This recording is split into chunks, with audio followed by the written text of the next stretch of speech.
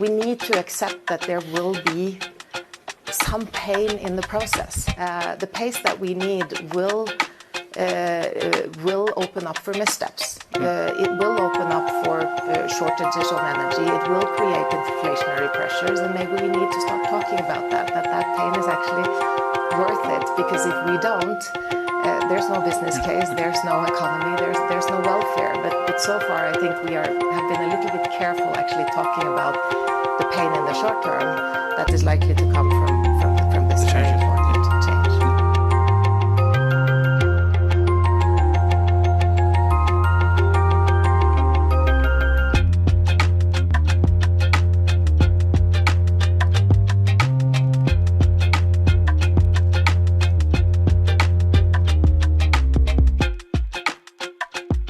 We're really taking for granted arbitrarily these things are just going to show up there if we don't invest in America's farms. And that's my message to the Biden administration. And I want to say this, the plea for help isn't Republican or Democrat. You know, food is independent.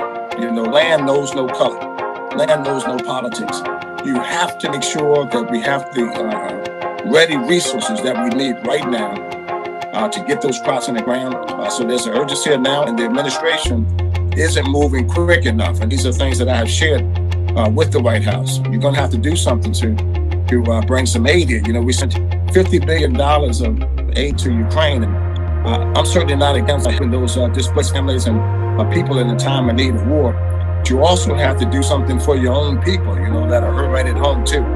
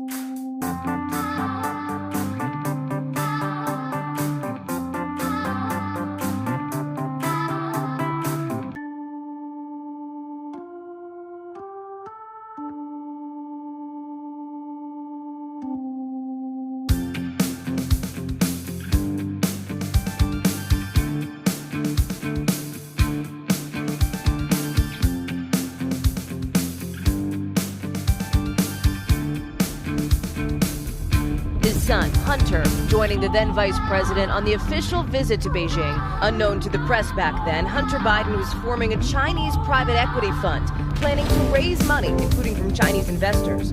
10 days after the Biden's trip, Shanghai authorities issued the fund's business license. Then Vice President Joe Biden had dinner with his son Hunter, along with Hunter's business associates from Ukraine, Russia, and Kazakhstan. And the day after the dinner, a Burisma executive sent a note to Hunter, quoting, "Dear Hunter, thank you for inviting me to D.C. and giving an opportunity to meet your father and spend some time together."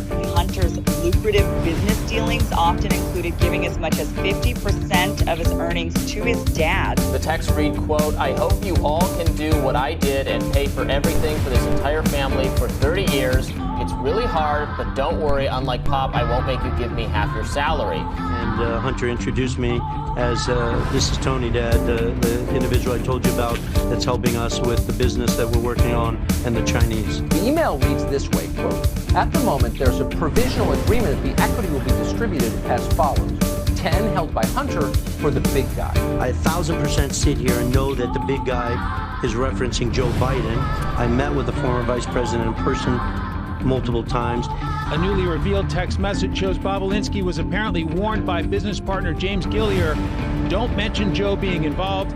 It's only when you are face to face. I know you know that, but they are paranoid." Chinese executives admitted to reporters that they were actually introduced to the vice president by Hunter Biden. Hunter and the then vice president seen with a pair of Mexican billionaires. At the same time, Hunter had been working on energy deals in Mexico. Joe Biden also had Hunter and his business partner fly on Air Force Two to Mexico. The president agreed to pay Hunter Biden's legal fees for his business dealings with a Chinese-controlled company.